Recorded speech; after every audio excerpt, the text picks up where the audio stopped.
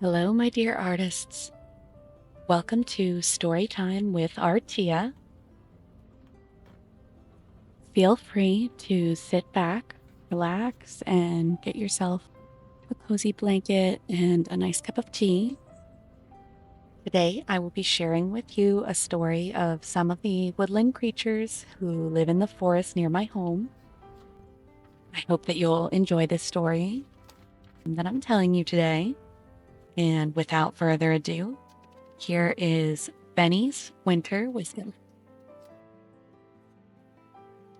In the heart of Willow Grove, where the trees were tall, the streams ran clear, and the breeze sang through the leaves, lived a small community of woodland animals. Among them were Benny the bunny, Millie the mouse, Oliver the owl, and Harriet the hedgehog. Willow Grove was a peaceful place, full of love, and the animals there knew the value of friendship and kindness.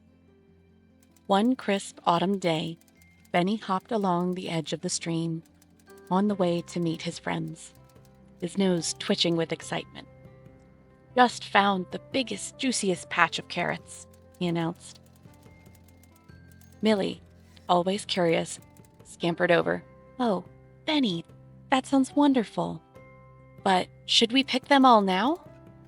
Winter is coming, and we might need some later." Oliver, perched high on a branch, hooted softly. "Millie is right, Benny. We should think ahead. It is wise to store some for later. The winter can be harsh, and we must prepare." Harriet, who was known for her love of baking, popped out from behind a bush, her little nose covered in flour. "Why don't we make some carrot cakes and carrot pies? We can enjoy some of them now and save the rest for winter." But Benny, eager to taste the sweet carrots, didn't want to wait. "There are plenty of carrots. I'll only pick a few now, and we can always come back for more." Millie and Oliver exchanged a concerned glance, but decided to let Benny make his decision. They watched as he dug up several carrots, each one more delicious looking than the last. Harriet sighed and went back to her cozy kitchen, thinking about the pies she could make if only Benny would share a few of those carrots. Days turned into weeks, and the winds grew cold. The leaves of Willow Grove turned vibrant hues of orange, gold, and red, and then slowly began to fall. Benny, Millie, Oliver, and Harriet each worked hard to prepare for the winter. Millie gathered seeds and nuts. Oliver found a cozy hollow in a tree, and Harriet baked her famous pies and cakes, storing them carefully in her pantry. Benny, after eating most of his carrots, stored the rest in his burrow. But he often found himself nibbling on them whenever he would think of their sweet taste. One chilly evening, the first snowflake drifted down, followed by another, and then another, and soon Willow Grove was blanketed in a pristine white snow. Benny huddled in his burrow, nibbling on the last of his carrots. But as the days grew shorter, so did his food supply. One morning, Benny's stomach rumbled with hunger. He had eaten his last carrot just the night before. He ventured out into the snow, but the carrot patch was buried deep under a thick layer of ice. "Oh, my friends were right.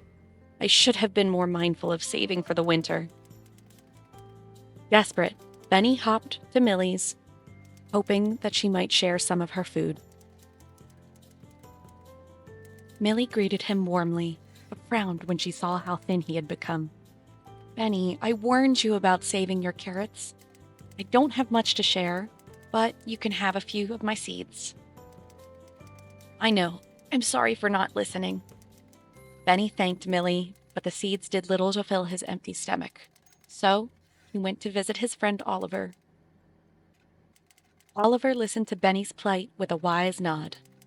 is important to think ahead, Benny. The forest provides, but we must also be responsible for what we take.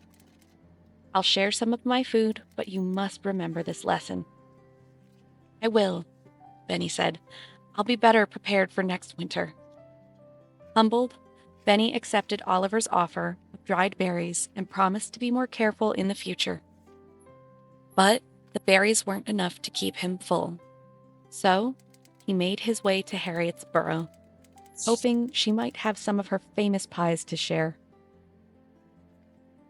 Harriet welcomed Benny into her warm kitchen, the smell of freshly baked pies filling the air. "Oh, Benny," she said with a sigh, "I wish you would save some more carrots. I've made plenty of pies, but they're for the whole winter. I can share one with you, but only if you promise to help me gather more ingredients when the snow melts." Benny nodded eagerly, his mouth watering at the sight of the golden crust. "I promise, Harriet. I'll help you gather whatever you need." Harriet served him a slice of pie, and Benny savored each bite, feeling a warmth spread through him that wasn't just from the food. It was the warmth of friendship and the knowledge that he had good friends who cared deeply for him. As winter wore on, Benny learned to ration his food. He helped Harriet gather more carrots when the ice melted, and he helped his other friends whenever they needed it.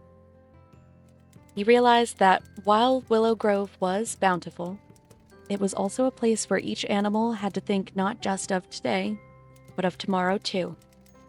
He spent many evenings with Millie, Oliver, and Harriet, sharing stories and planning for the future. One snowy afternoon, the friends gathered in Harriet's kitchen to make plans for the spring. "When the snow melts," Millie said, "we should plant a community garden. That way we'll have plenty of food for next winter, and we can help the others in the forest." Oliver nodded in agreement. "And we can take turns tending to it. That way no one has to do all the work alone." Harriet smiled as she rolled out the dough for another pie. "I think that's a wonderful idea. We can grow carrots, lettuce, berries, and even some herbs for cooking." Benny, feeling more determined than ever, added, "I'll help plant the carrots and make sure we save enough for winter. I've learned my lesson. Thank you all for being there for me." When spring finally returned, bringing warmth and new life to the grove, Benny was a changed bunny. He thanked his friends for their help and set about planting the new garden. He worked hard, watering the plants and tending the soil. And when the carrots were ready for harvest, he made sure to share with everyone and store plenty away for the coming winter.